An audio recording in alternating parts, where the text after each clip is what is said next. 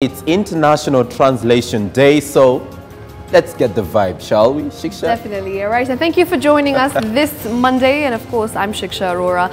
We will be giving you an up-to-date coverage of what exactly is happening around the country today. So there's a lot that you need to look forward to right here on the Daily Brief. That's true. Hashtag K24 a Daily Brief at K24 TV, at Shiksha Arora, at Sam W. Njoroge. Tell us how things are on ground, and we will definitely make that part and parcel of this show, courtesy of sampling your feedback in the course of this show.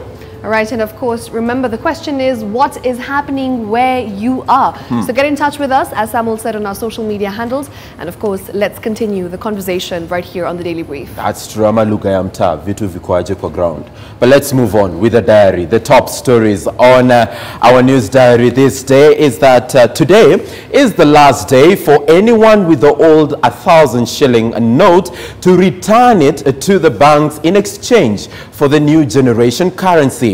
By the end of today, the old 1,000 shilling note will cease to be legal tender and inevitably lose its monetary value. Already a number of businesses have ceased accepting the old notes, and a 3-judge bench on Friday refused to extend the deadline set by the CBK governor, that is Dr. Patrick Njoroge.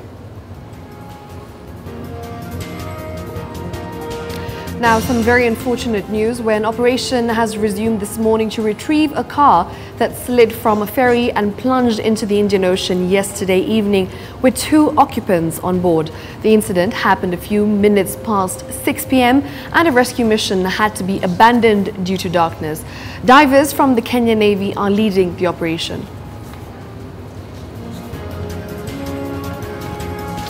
Principal Secretary for Interior and Citizen Services, that is Dr. Karanja Kibisho, will today lead the National Celebrations Committee for a tour of the Mamangina Waterfront Park in Mombasa. The venue will play host to this year's Mashujaa Day festivities, the first time that Mombasa will be hosting a national celebration. Kibisho will inspect the progress of the 460 million Kenya shillings facelift of the facility.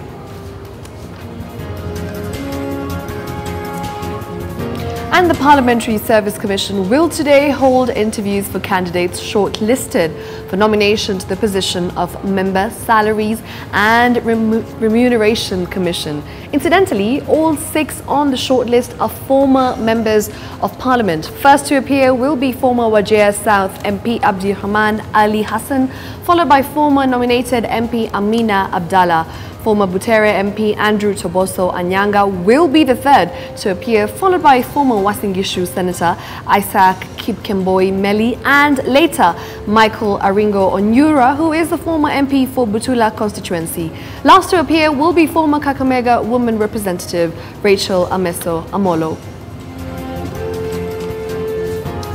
Also today, Cabinet Secretary in charge of Industry, Trade and Cooperatives, that is Peter Munya, is expected to make a major announcement on the fate of the Kenya Farmers Association. Today's announcement follows a presidential directive for the ministry to intervene and take over the operations of KFA that collapsed a year ago.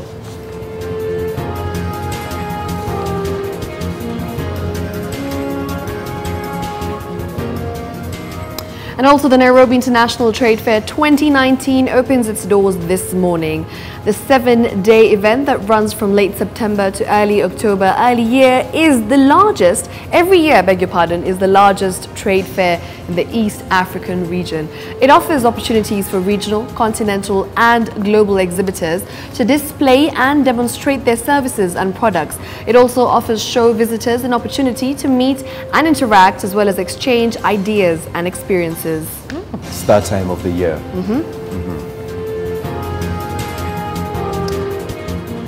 Also today, it's International Translation Day, a day set aside by the UN to recognize the work of translators and interpreters. The day is meant as an opportunity to pay tribute to the work of language professionals, which plays an important role in bringing nations together, facilitating dialogue, understanding and cooperation, and contributing to development and strengthening world peace and security.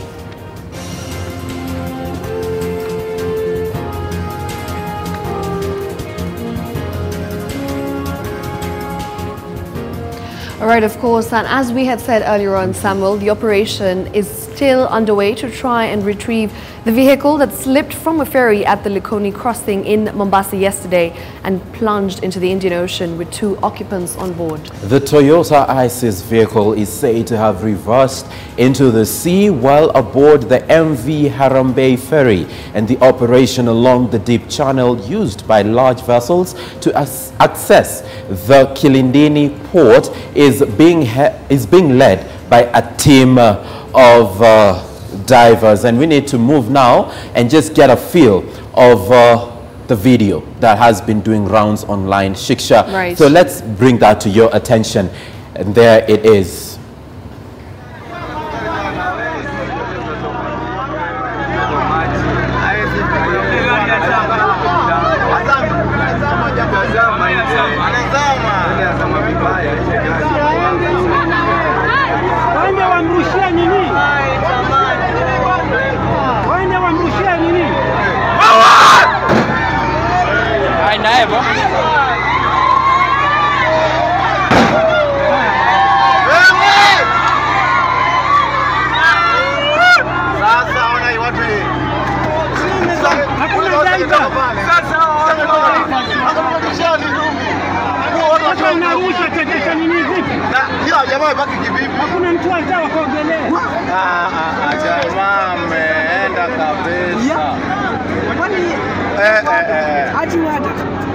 Wangekuwa wameenda wakamrushia kitambo.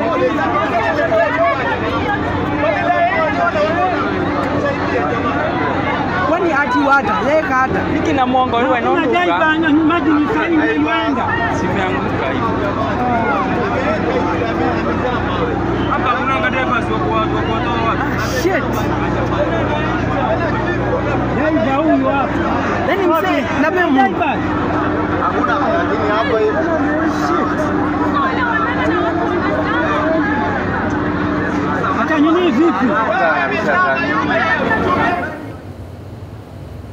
Shocking is what I have to say. I agree with our director. Right. It's an unfortunate situation. And let's get an update in as far as what has been happening on the ground, rescue operations, and what we can expect from Mombasa in as far as this story is concerned. And here is our reporter Boniface Musangi, who joins us live with an update on that. Boniface.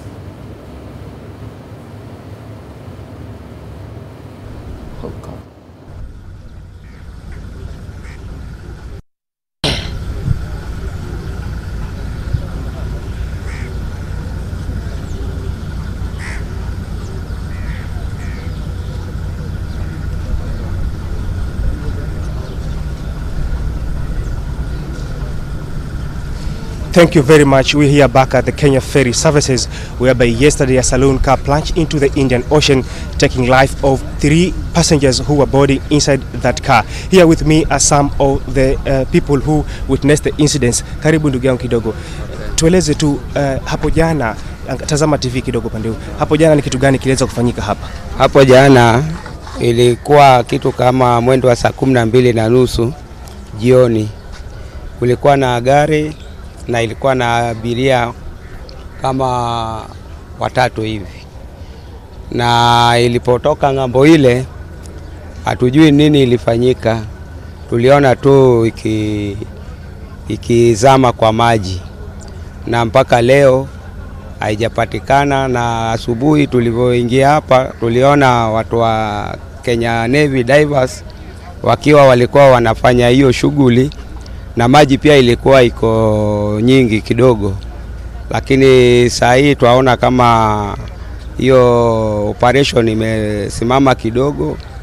Kwa hivyo hatujui kama shida iko nini, wala kwa sababu pengine maji ndio imerudi, lakini kwa hivyo tunafikiria hao watu wataokolewa.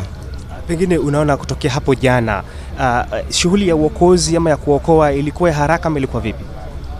Hiyo kutoka jana shughuli ilipoanza, hiyo kitu ilipofanyika, shughuli ilikuwa tayari imeanza, lakini baadaye maji ilikuwa nyingi, nafikiri ikatatiza uokoaji wa hao watu. Lakini kwa vile sasa mpaka saa hii hawajaonekana, na niko na imani watapatikana. Thank you very much, sir. Here with me is another person who witnessed the incidents. Ujambo ndugu yangu, majina yako unaitwa nani na ni nini haswa uliweza kushuhudia hapo jana? Majina naitwa James Amayo. Mimi ni mkuuzi hapa na nauza kitambara hapa.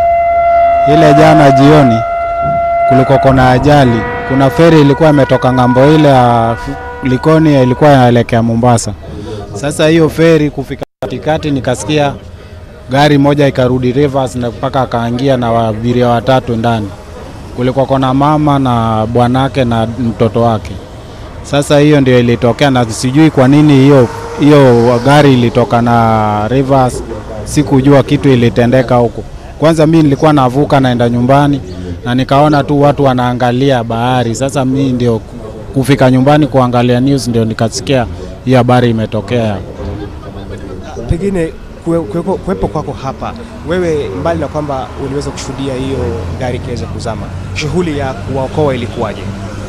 Shughuli ilikuwa kama giza ilikuwa inaingia, lakini kulikuwa na hizi boat za Kenya Navy zilikuwa kama tatu, moja ilikuwa pande huu, moja pande huu, na maji ilikuwa mengi sana. Saa hiyo maji ilikuwa imejaa. Sasa nafikiri ndio ilitatiza, na alafu na ile giza sasa wangeweza kuingia ndani ya maji alafu waokoe wale watu. Kuna baadhi ya watu ambao wanasema ile gari ilichukua muda mrefu kuolea juu ya maji na haikuweza kuokolewa, hata mtu hakuweza kuokolewa. Sijui madai hayo ni ukweli ama ni uongo? Gari ilikuwa kweli, gari ilionekana juu ya maji ikiolea, lakini sasa ile kuokoa hakuna watu walikuwa wako karibu ambao walikuwa wanaweza kuokoa hapa. Na wewe ambao umeweza kufanya kazi hapa kwa muda mrefu, shughuli ya kuokoa watu hapa, pengine kama kumetokea mkasa, iko vipi? Nafikiri hawa watu wanakosa madivers. Divers inafaa iwe hapa, kama ajali kama hiyo ikitokea wanaweza kuokoa haraka. Thank you very much. We will be following on this incident to see on what will prosper from this point. And also in Mombasa today we have different activities. We have the PS Interior Karanja Kibichu will be visiting the Mamangina waterfront here to see to assess the situation on whether it is ready for the celebration which are just coming here. And also on the other hand we'll be following on the issue of the new currency. If you can see, or you can just find it is the last day today, and people here are wondering what will they do, because we have also other part of people are being rushing to just take back the 1,000 shilling note at the bank, and also will just moving around the market to see or to assess the situation at that point, to see on whether they are still using that amount of money, or the old 1,000 shilling note, or they have decided now they don't want to use it again because there is the new currency. Back to you at the studio. Thank you so much, Boniface Musangi, for that update live from Mombasa. You know, I feel like there should be a set of rules and regulations that should definitely be passed, especially with regards to the ferry. Now, for example, if you're in your car, are you supposed to be inside the car, or you're supposed to step outside and stand with the rest of the pedestrians? That is one thing that I think, you know, we need some more clarity on. And also the fact that it's just sad to know that there was a child on board. You know, and you know, these rules are there. Yeah. They are but there. It's just that I've never understood right. the arithmetic people do once they're boarding a ferry, because they argue out that the time you spend getting out and back into your car will sort of, I don't know, but you fail to realize that your life is at stake. Should anything happen, like it did happen with this particular incident. Who is held responsible? Who is held responsible? That's number one. And number two, what becomes of your life? Of course, now rescue operations are still ongoing. Very unfortunate. We are not in a position to ascertain what would be the result of that. Your guess could be as good as mine, but it's only fair that once rules and regulations are put in place, abide by those. Follow them to the letter. Right. They're there for a good reason. And of course, we're definitely going to be giving you more details with regards to what is happening on social media and what people are actually saying with regards to what happened yesterday. So yes, let's get right into it and let's take a look at what you're saying on social media. Remember, the hashtag is K24 Daily Brief. And of course, you can find us on Twitter and Facebook at K24 TV. Interact with us, talk to us. And of course, we'll definitely be airing some of your views later on. For now, we're taking you to Twitter, and the hashtag that has been trending is Likoni Ferry. And there we go, Dennis Kiplimo goes on to say that this is 2019 and we are still living like we're in the 18th century. What happened to Likoni Ferry is very disgusting. I mean, we shouldn't have lost a life here, and I'd like to correct him, we shouldn't have lost lives here. Moving on, at Omondi, who says, what happened at hashtag Likoni Ferry is uncalled for. This wasn't meant to happen in the 21st century. Somebody must be sleeping at his job. Now again, a question of who should be held responsible in such a scenario. We've got at Miregwa Thomas, who says, we shouldn't be losing souls while in transit to mainland or island. Yesterday's incident was a disaster. You ought to have salvaged. You should have lifesavers on site ready to save lives in case of any incident. And of course, this is another one that's coming in from at Mutui, who says, since hashtag Likoni Ferry has proved a killer, let GOK abolish and build bridge across Likoni. So that's a bit of what you're saying on social media. Remember, you can keep interacting with us and tell us what you have to say. This Twitter hashtag has been trending for the better part of the night. Of course, last night it was everywhere, and we will also be telling you the same from ground on what's happening in Mombasa. There is an address currently happening as we speak, so we're going to be crossing over live and listening in to what is going on, and of course we'll be getting more details from the ground. And right now there is an address, there we go, on your screen. We can also see Vita Member of Parliament Abdul Masir, who's also addressing on the same. So yes, let's listen in to what is going on.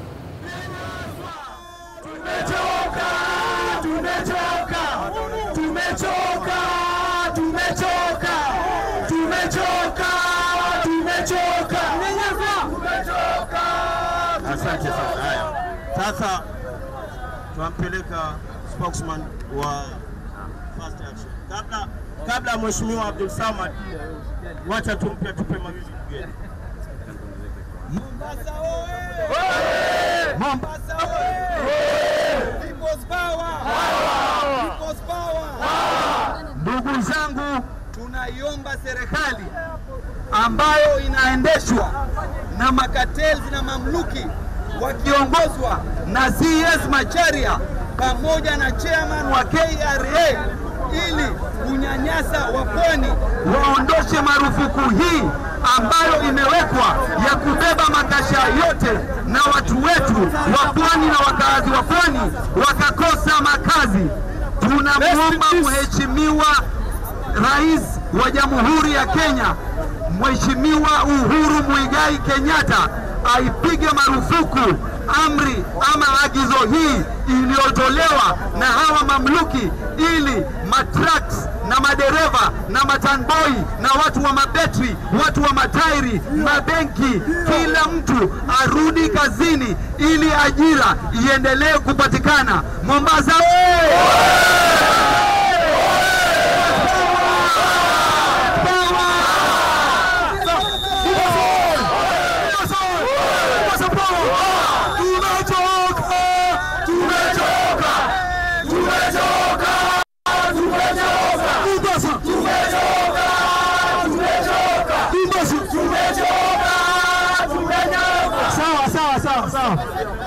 Haya, wacha tusikie sauti ya mama sasa. Anakubali kumalizia na mbunge wa Afrika. Mama hai. Kina mama hai. Mimi nauliza swali moja. SGR ni ya nani? Swali moja, SGR ni ya nani? Ni mpwani au mie kulipa deni? All right, of course, as you can see, those are the protests in Mombasa with regards to Likoni Ferry. And of course, we'll definitely be going there later on and telling you what is happening from ground. Now, remember, this is with regards to the car that plunged into the Indian Ocean.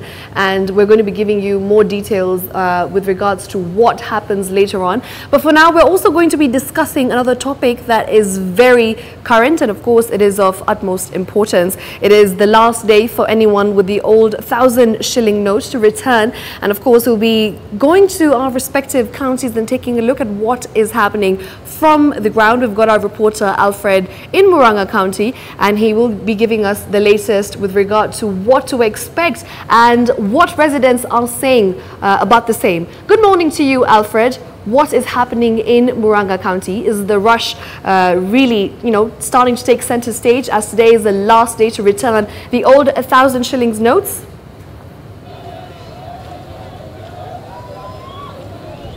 Naam, asante sana Shiksha Arora na kupata vizuri kutoka eneo bunge la Kiharu, ambapo hapa ni katika kijiji cha Mukango, na hivi leo nimeweza kuungana na wakazi ambao wamekuwa wakilalamikia kwamba shule ya kiufundi inaweza kuhamishwa kutoka eneo hili inaweza kupelekwa katika eneo la Gaturi. Lakini kwa hivi sasa tuweze tu kuzungumza masuala ya pesa, na kama unavyofahamu ni kwamba pesa zinaweza kufungwa. Pesa 1,000 mzee inaacha kutumika kazi kutoka siku ya leo, na nimeungana na wakazi na wapiga biashara katika eneo hili. Wanaeleza kwamba bado hawachukui hizi pesa mzee, kwani hawatapata muda wa kuweza kuzipeleka kwenye benki kabla ya masaa kuisha. Niungane tu na mchoma vyuma hapa ambaye anaweza kueleza kwamba kama iwapo wanachukua hizi pesa mpya ama hizi pesa mzee anaweza kuzipokea ama amezipokea vipi amuuzi ile serikali. Kwa wakati huu majina yako? Majina yangu ni Edmund Mwangi kutoka Mukango. Mimi huwa nafanya kazi ya welding, lakini wale customers tuko nao wanatuletea hizi pesa mzee, lakini hatusichukui kwa sababu serikali yenyewe imekataa mambo ya hii pesa. Na kwa vile sasa hata ukichukua hii pesa hakuna pahali utapeleka. Kwa hivyo sasa ni kama tufuatilie vile serikali inataka kuhusu hizo pesa mpya. Na wewe unazipokea labda 1,000 mpya ama mzee unachukua gani? Kuna customer mmoja alikuwa ameniletea moja, na mimi nikakataa, nikamwambia aende nitafutie pesa ile ambayo inatakikana. Okay. Na amuzi ile serikali kwamba hizi pesa zitaacha kutumika siku ya leo, unalipokea vipi? Pardon? Ambavyo serikali inasema hizi pesa zitumiki kutoka leo, unalipokea vipi? Tunazipokea vizuri sana kwa sababu ile mambo serikali inataka yenyewe tunatakiwa kufuatilia vile serikali inataka. Siksha inaweza tupelana na fundi wa nguo aliye hapa ambaye anaweza kutuambia iwapo anapokea hizi pesa hizi mzee zinampeleka vipi? Nitaanza na majina yangu, naitwa David Chege na mimi ni mfanyabiashara na nafanya kazi ya kushona manguo hapa kwa Mukango Shopping Center. Wewe naona ni mshoni wa nguo. Uende ikawa pesa hivi unazipokea ama vipi? Pesa mzee. Kwa sasa hatupokea hizi pesa tena sababu serikali imekatisha mambo, na hasa siku ya mwisho ni leo. Kwa hivyo hatusishukui kamwe. Kuna watu wengine wanasema kwamba wamejiwekea 1,000 mzee mmoja, labda moja, ili aweze kuonesha watoto wake ama wana wa watoto wake. Wewe je, umejiwekea 1,000? Mimi mwenyewe sikuweza kujiwekea sababu hata pesa sio vile ati ziko nyingi vile, kwa hivyo sikuweza kujiwekea, lakini pengine na hapo muda ujao naweza pata, pengine nitajiwekea pengine. Kwa hivyo sasa pesa zenye niko nazo ni zile mpya tu kabisa, lakini sio zile mzee. Naweza tuungana na kijana fulani hapa, anaweza tunaambia iwapo na hizi pesa mzee na hizi mpya unazo ama bado hujazipokea? Kwa majina naitwa Rian Kaboto. Kwa saa hii sina hiyo mzee, niko na hiyo mpya. Kwa sababu siku hizi ukipatiwa hiyo mpya, hiyo mzee, hakuna mtu anakubali kuichukua. Kwa sababu ukibeba kama mimi nabeba na bodaboda, ukipatia customer hiyo mzee, anakataa, anasema anataka hii mpya kisasa. Sasa kwa wakati huu kuna watu wako nazo, lakini wanasido watapeleka wapi? Kwa sababu siku ya leo ndio siku ya mwisho. Sasa hatujui mahali watazipeleka. Shukrani. Na mshikisha umeweza kusikia ni kwamba wakazi huku wamesema kwamba hizi pesa wamezipokea kwa njia nzuri na hawangependa kujiwekea hata shilingi moja. Na nikitoka eneo hili kama picha yangu naweza kuonesha kule nyuma kuna maandamano ambayo yanaendelea, ni kwamba wanalalamika kuna shule cha kiufundi ambacho kinaelekea kuhamishwa na kinaanza kupelekwa upande wa Katuri, na kumekuwa na mzozano kati ya mwakilishi wa wadi hii na mbunge wa eneo hili ambaye ni Ndindi Nyoro. Anasema kwamba ataweza kuhamishwa kutoka eneo hili na kupeleka mpaka upande wa Katuri. Tunaendelea kufuata mambo hayo, na kutoka eneo la Katuri, kaunti ya Murang'a, jina langu ni Alfred Maina. Thank you very much, Alfred, for that update from Murang'a. Of course, he has been telling us the latest with regards to what is happening with the old 1,000 shilling notes. And of course, we'll keep following that in the other counties as well. But for now, it's time for a short break. But after we return, we'll keep giving you the latest with regards to the old 1,000 shilling notes.